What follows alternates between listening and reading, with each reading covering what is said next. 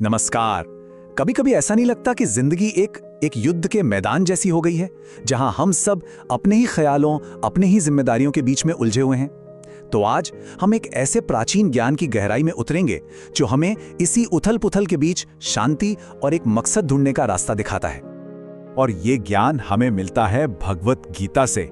ये दरअसल कुरुक्षेत्र के मैदान में भगवान कृष्ण और महान योद्धा अर्जुन के बीच हुई एक अद्भुत बातचीत है।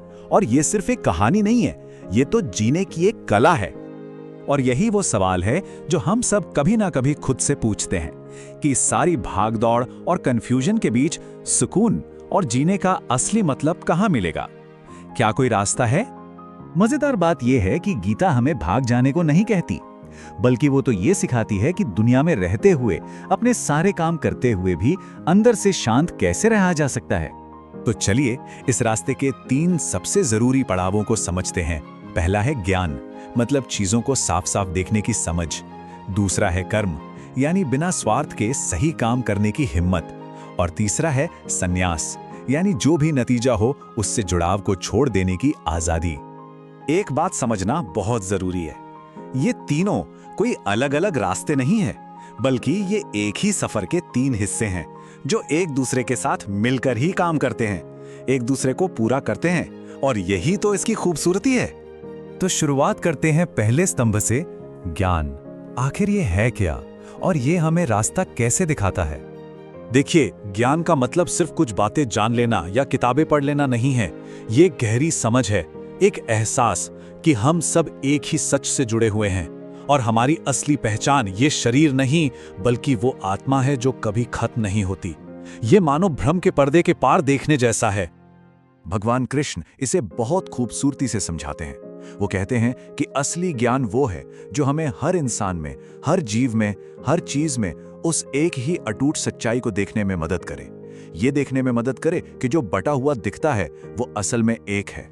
तो ज्ञान का निचोड़ यही है। ये हमें याद दिलाता है कि हमारी असली पहचान ये शरीर नहीं, बल्कि वो अमर आत्मा है। ये हमें दिखाता है कि कैसे हर कोई, हर चीज एक दूसरे से जुड़ी हुई है। और इसी गहरी समझ से हम अज्ञान और दुख के बंधन से आजाद होते हैं। अब बात करते हैं दूसरे स्तंभ की, कर्म।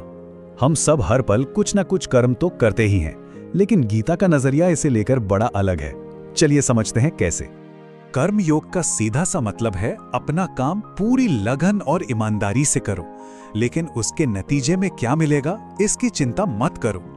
ये एक तरह का अनुशासन है जहां हमारा काम ही हमारी पूजा बन जाता है, जब हम उसे बिना किसी स्वार्थ के करते हैं। ये शायद गीता की सबसे जानी मानी सीख है। हमारा अधिकार सिर्फ अपना काम करने पर है, उसके नतीजे पर हमारा कोई बस नहीं है। ये एक सोच है जो हमें कामयाबी और नाकामयाबी के तनाव से बिल्कुल आजाद कर देती है। तो इसका मतलब हुआ कि अपने हर काम को एक कर्तव्य, एक धर्म मानकर किया जाए।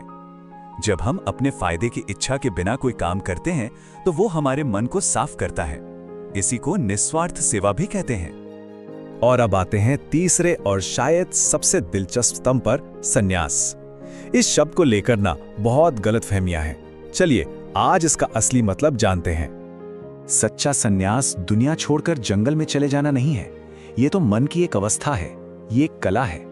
अपने काम के नतीजों से, तारीफ या बुराई से, हार या जीत से अपने अहंकार के जुड़ाव को छोड़ देने की कला।